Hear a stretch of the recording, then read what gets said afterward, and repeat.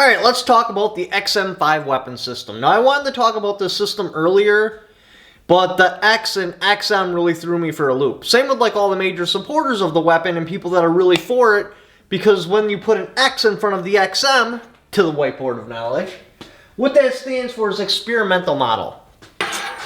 So what does that mean in the real world?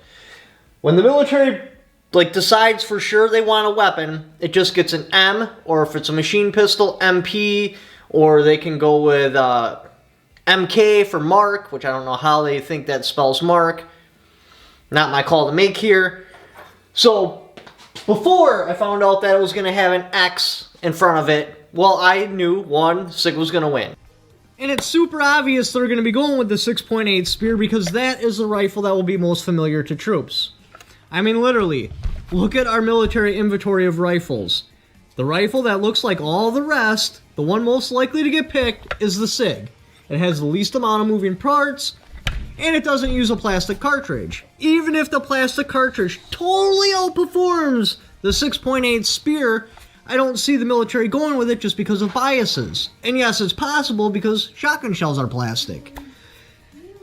So it's pretty obvious the SIG is going to win with their 6.8 Spear. 2, I thought for sure it would go into some sort of DMR role. However, the 6.8 by 51, I definitely foresee replacing the 7.62 by 51 just because it's a superior cartridge in like every way, shape, and form.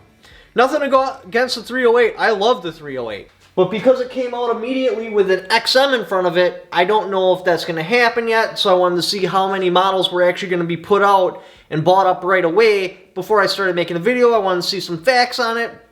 Well, it's been a minute now. There is some information out there. So let's talk about what exactly I think this rifle is going to do. And before we can talk about that, we need to talk about something called danger close. That's danger close for artillery. Danger close.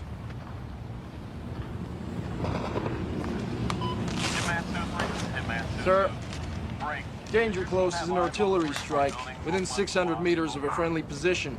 That would be us. 200 meters, it's pretty much on top of our heads.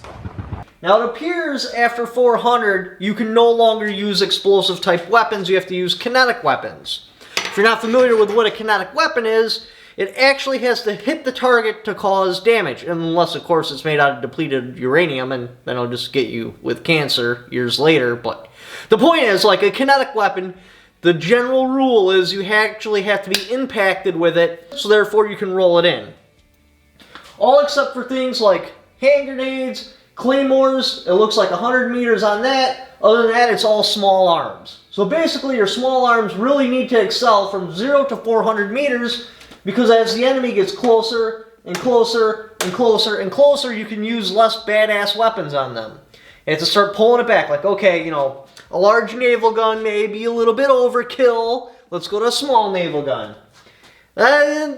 Maybe a Tomahawk. Okay, that's a bit overkill. They're a little bit closer to our troops, so let's wind that back. Let's just shoot some artillery over there. And then go to mortars. And then call in close air support. And then when that's all over with, well, then it comes down to the pucker factor on a plane flying at thousands of miles per hour. You know, probably not in close air support, especially not if it's an A-10, because an A-10 is pretty slow. But the fact is, it's a moving platform, and they're going to shoot a rotary cannon really close to you. What's the pucker factor on that? How close are you willing to let it come? So at the point where your cool guns no longer can be used, well, now it's all up to small arms. So you really want your small arms to excel from 0 to 400 meters. So let's look at the rifle. Obviously, it has an XM model. Or XM, which means experimental model. So as of right now, the military don't know if it's going to even buy it, period, except for the units they've already bought. Now, they said that they're trying to get the ammunition plant up and running. If that goes well, then they might be looking at buying some more units in the future. You know, that's all up in the air right now. We don't know what's going to happen with that. They may decide that the two-piece casing is just not logistically feasible if we got into some sort of major conflict, and they might be like, okay, let's just dumb down the pressure and then go with a one-piece solid brass casing, in which case it's a glorified 708. Not really any advantage over a 308. at all. It would basically just get another 308 with a different name on it. So it's very important that they can do this casing in a timely fashion, because they will. They'll wind up timing it, like how long does it take to make a casing? Now how long does it take to make a brass casing? So, will it drop the X out of XM? I'd like to see it, because I would like to see it in a DMR roll.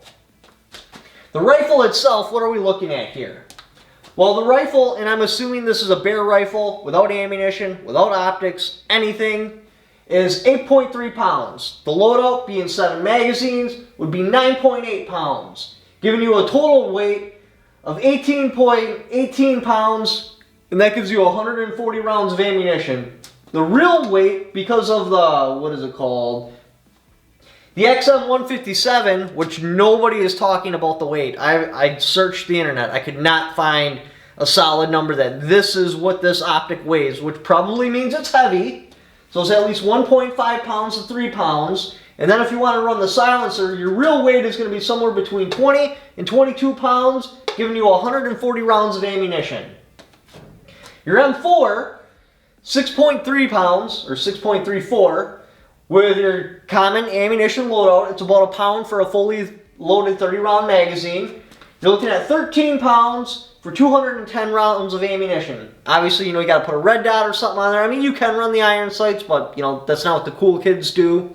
So, allowing about a pound, a little over a pound for some sort of glass, like an aim point or something like that. Your real weight is about 14.5 pounds for 210 rounds of ammunition. So that's versus 140 rounds of ammunition at 20 to 22 pounds.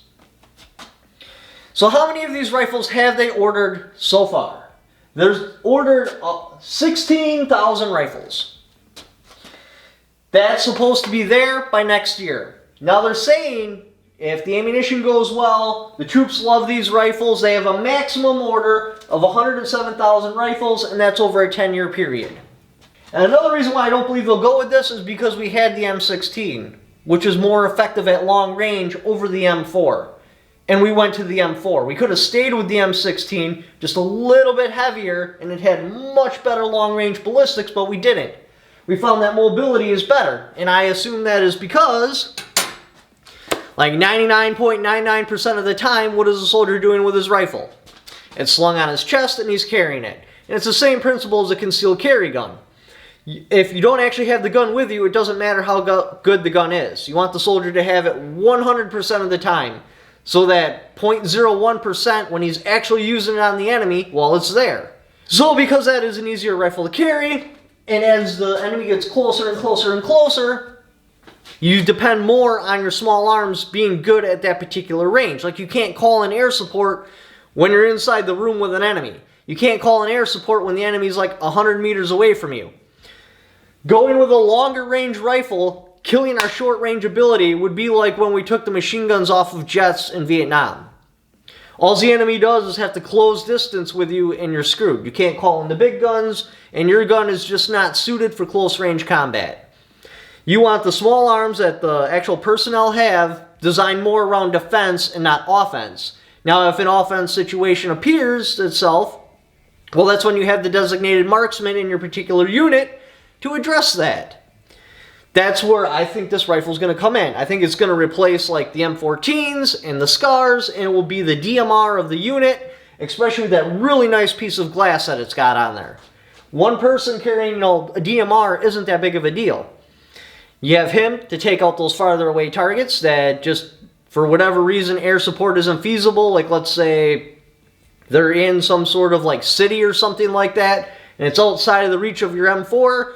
Well, you'd have your DMR guy take care of them. And that's where I think it'll go in, because if everybody had DMR rifles, the enemy would only have to close the distance and you'd be totally screwed. You can't use any of your big guns. Your standard issue rifle just isn't that good in close support. It's too heavy, it's too bulky, it's got too much range, it penetrates multiple walls. It's just not a good general purpose issue rifle. And there's other problems with it as well. It is way easier to teach somebody how to shoot a rifle that has little to no recoil. Before they even pull the trigger, they're off the target by like this much.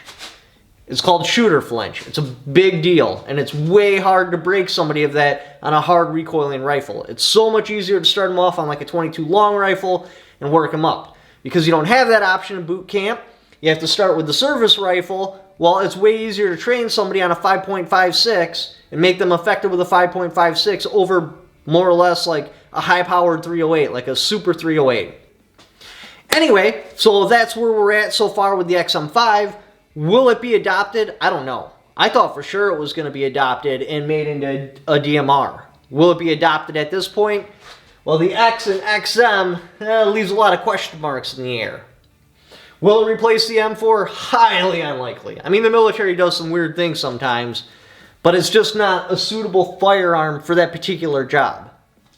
Anyway, thank you for watching. Like to help support the channel.